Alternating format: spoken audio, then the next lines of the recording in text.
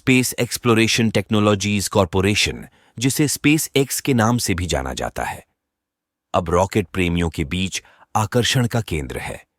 इसकी स्थापना 2002 में एलोन मस्क द्वारा की गई थी। स्पेस एक्स ने अपने 18 वर्षों के संचालन में एक लंबा सफर तय किया है और कई लक्ष्य हासिल किए हैं। स्पेस एक्स का पूरा इतिहास जानने के लिए पूरा वीडियो देखें। 2001 में स्पेस एक्स की स्थापना से एक साल पहले 30 साल के एलोन मस्क के मन में किफायती अंतरिक्ष उड़ान को बहुग्रहीय प्रजाति बनने की वास्तविकता बनाकर एरोस्पेस उद्योग में क्रांति लाने का विचार था। उनका मानना है कि मुद्दा यह है कि यह एक ऊष्माक्षेपी प्रतिक्रिया बन जाती है यदि आप मंगल ग्रह पर जाने की लागत को कम कर सकते हैं, जिसे वह एकमात्र यथार्थवादी संभावना मानता है। उनके मन में लाल ग्रह पर निर्जलित जेल के साथ बीज युक्त लघु प्रायोगिक ग्रीन हाउस भेजकर एक मंगल नखलिस्तान विकसित करने का भी विचार था। अपने सपने को हकीकत में बदलने के लिए उन्हें एक रॉकेट की जरूरत थी, और वह भी किफायती कीमत पर। फरवरी 2002 में मस्क ने अंतर्महाद्वीपीय बैलिस्टिक मिसाइलों की तलाश के लिए रूस की यात्रा की, जो मामूली डिजाइन परिवर्तनों के साथ पेलोड को अंतरिक्ष में भेज सकती थी। इसलिए रूसी परमाणु बेड़े में सबसे बड़ी आईसीबीएम खरीदने की कोशिश करने के लिए वह 3 बार रूस गए। इसलिए उन्होंने वास्तव में बिना परमाणु बम वाले 2 आईसीबीएमएस खरीदने के सौदे पर बातचीत की, लेकिन रूसियों ने $8 मिलियन में एक रॉकेट की पेशकश की, जो कस्तूरी के लिए बहुत महंगा था।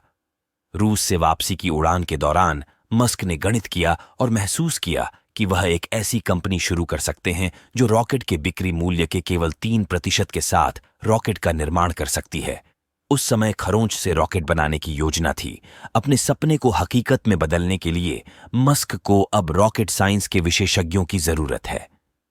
उन्होंने दुनिया के अग्रणी अंतरिक्ष यान प्रणोदन विशेषज्ञ और ग्वेन शॉटवेल मैकेनिकल इंजीनियर और अंतरिक्ष अनुसंधान और विकास के विशेषज्ञ टॉम मुलर को भर्ती किया। 6 मई 2002 को स्पेस एक्स को कैलिफोर्निया में अपने मुख्यालय के साथ आधिकारिक तौर पर लॉन्च किया गया था। मस्क ने स्पेस एक्स में $100 मिलियन से अधिक का निवेश किया। स्पेस एक्स ने अपने रॉकेट विकसित करना शुरू किया और 2003 में अपने मर्लिन इंजन का पहला सफल परीक्षण किया। मस्क ने फैसला किया कि स्पेस एक्स के पहले रॉकेट का नाम फाल्कन 1 होगा। फाल्कन 1 के पहले चरण में एक मर्लिन इंजन और दूसरे चरण में एक केस्ट्रेल इंजन था।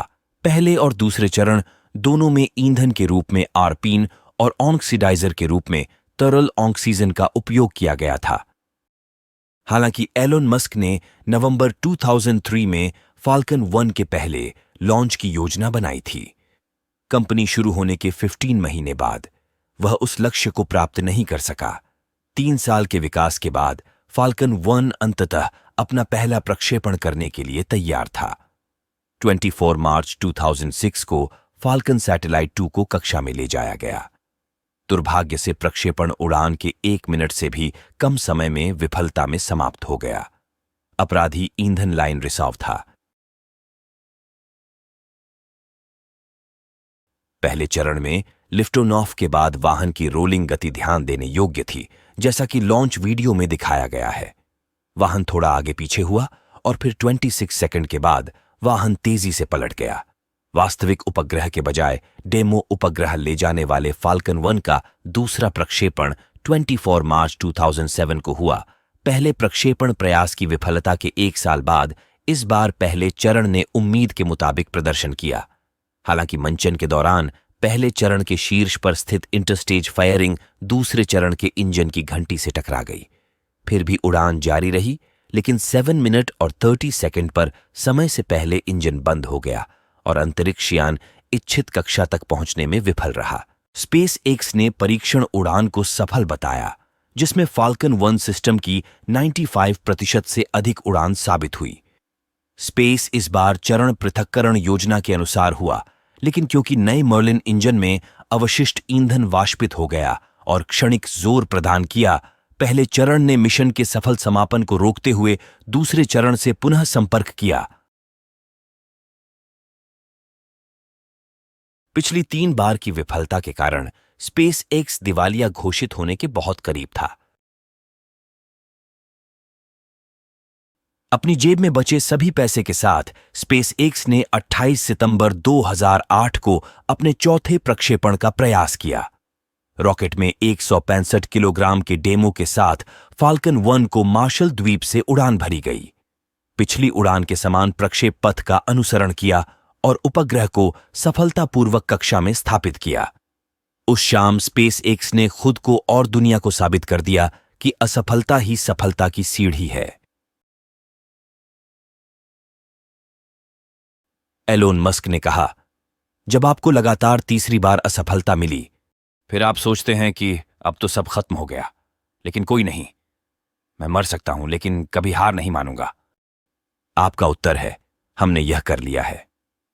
इस प्रकार स्पेस एक्स निजी तौर पर रॉकेट विकसित करने वाली और फाल्कन 1 के सफल प्रक्षेपण के साथ कक्षा में पहुंचने वाली पहली कंपनी बन गई।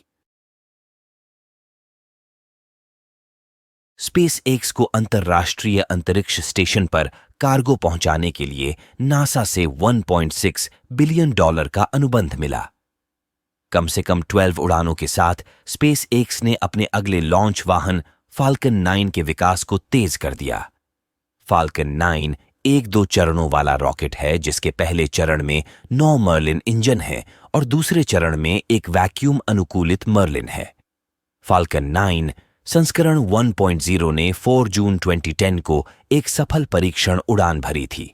स्पेस एक्स ने इसे समुद्र में पैराशूट द्वारा उतारकर पहले चरण को पुनर्प्राप्त करने का प्रयास किया था, लेकिन पैराशूट तैनात होने से पहले ही पुनः प्रवेश पर यह जल गया।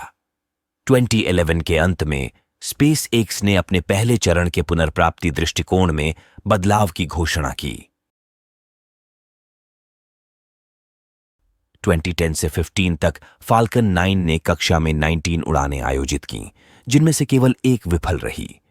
22 दिसंबर 2015 को फाल्कन 9 ने सफलतापूर्वक ऑनरबकॉम उपग्रह को कक्षा में लॉन्च किया और अपने बूस्टर चरण को कैलिफोर्निया स्थित ग्राउंड पैड पर उतारा। इस प्रकार यह किसी कक्षीय श्रेणी के रॉकेट की पहली ऊर्ध्वाधर लैंडिंग बन गई। आज एक फाल्कन 9 लॉन्च की लागत $62 मिलियन होगी, जो अन्य लॉन्च वाहनों की तुलना में बहुत सस्ता है, और यदि आप फाल्कन 9 बूस्टर का पुनः उपयोग करते हैं तो एक उड़ान की लागत $30 मिलियन जितनी कम होगी। फाल्कन 9 में 2010 से 16 तक कई डिजाइन परिवर्तन हुए थे। फाल्कन 9 संस्करण 1.0 को अब फाल्कन 9 ब्लॉक 5 में अपग्रेड किया गया है। अब तक फाल्कन 9 परिवार को 91 पूर्ण मिशन सफलताओं के साथ 93 बार लॉन्च किया गया है। एक आंशिक विफलता और एक अंतरिक्ष यान की पूर्ण हानि एक रॉकेट कंपनी क्या करेगी यदि उन्हें एक भारी उपग्रह को कक्षा में प्रक्षेपित करना हो? एक शक्तिशाली रॉकेट का निर्माण सही है, लेकिन स्पेस एक्स ने 3 फाल्कन 9 रॉकेटों को एक साथ जोड़कर और अपने नए भारी लिफ्ट रॉकेट को पेश करके एक कदम आगे बढ़ाया।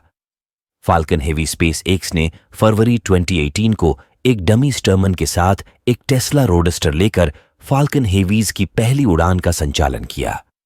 पेलोड और उन्हें सूर्य के चारों ओर एक हेलियोसेंट्रिक कक्षा में भेजने के बाद फाल्कन हेवी के 2 बूस्टर चरण सफलतापूर्वक ग्राउंड पैड पर उतरे, जबकि कोर चरण ड्रोन जहाज पर उतरने में विफल रहा। फाल्कन हेवी ने अब तक 3 सफल प्रक्षेपण किए हैं। इसकी सफलता दर और विश्वसनीयता के साथ स्पेस एक्स ने 16 सितंबर 2014 को अंतरिक्ष यात्रियों को अंतर्राष्ट्रीय अंतरिक्ष स्टेशन में लॉन्च करने के लिए नासा से अनुबंध खरीदा था।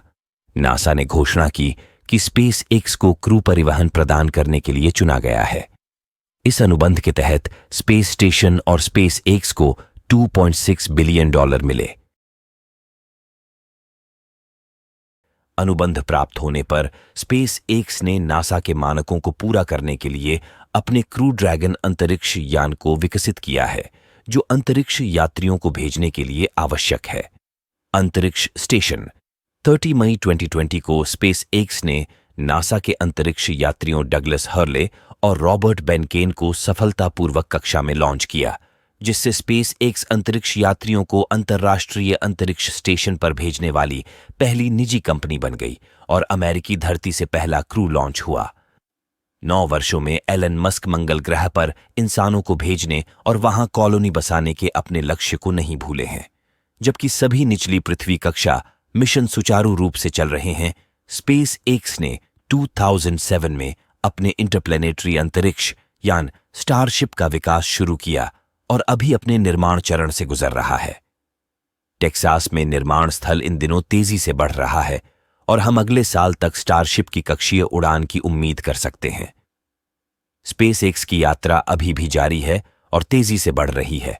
मुझे उम्मीद है कि स्पेस एक्स एक दिन मानव को मंगल पर भेज सकता है और हमें एक अंतर्ग्रही प्रजाति बना सकता है। आप स्पेस एक्स के भविष्य के बारे में क्या सोचते हैं? चलो टिप्पणियों के अनुभाग से पता करते हैं।